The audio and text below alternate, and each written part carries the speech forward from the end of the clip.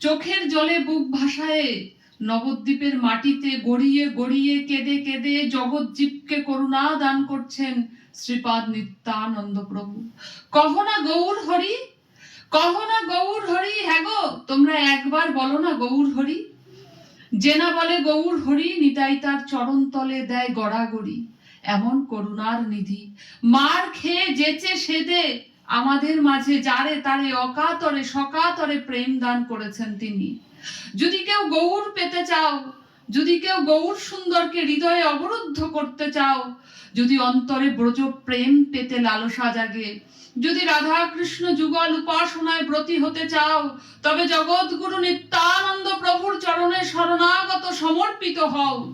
আমাদের মতো কলিহত জীবকে কলির অগ্নির ঝলসানি থেকে উদ্ধার করতে মহাপ্রভুরও 12 বৎসর পূর্বে তিনি আবির্ভূত হয়েছিলেন মাঘ মাসের শুক্লপক্ষের ত্রয়োদশী তিথিতে রার দেশের একচক্রা গ্রামে পিতা হারাই পণ্ডিত ও মাতা পদ্মাবতী দেবীর কোল আলো করে তিনি আবির্ভূত হয়েছিলেন।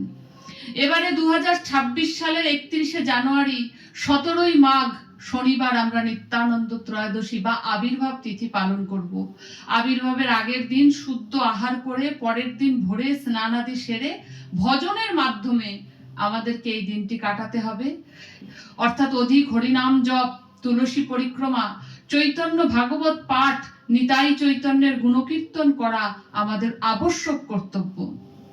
যেহেতু তিনি এই তিথির দুপুর 12টায় আবির্ভূত হয়েছিল, তাই 12টা পর্যন্ত উপবাস থেকে দধি দুগ্ধ ঘিত গোময় গোচানা অর্থাৎ পঞ্চগব্য দ্বারা অভিষেক করতে হবে প্রভুর।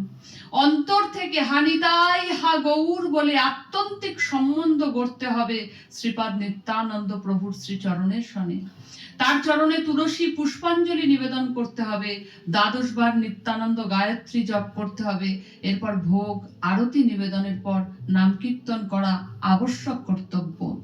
হেন নিতাইয়ের কৌপিন লইয়া খণ্ড খণ্ড করি চিরিয়া বান্ধিল প্রভু ভক্ত শিরোপরি।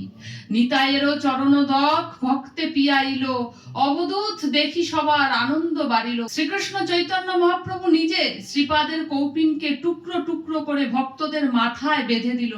শোনো শোনো সকল ভক্তগণ, তোমরা যখন জপে বসবে না, যখন ভজনে বসবে, তখন নিত্যানন্দ প্রভুর এই প্রসাদী কৌপিনকে মস্তকে ধারণ করে জপে বসো। দেখো তোমাদের জপ অতীব সুন্দর হবে, তোমাদের ভজনটা না অতীব সুন্দর হবে। আর নিত্যানন্দ প্রভুর পাদদক সকলকে পান করাতে লাগলো।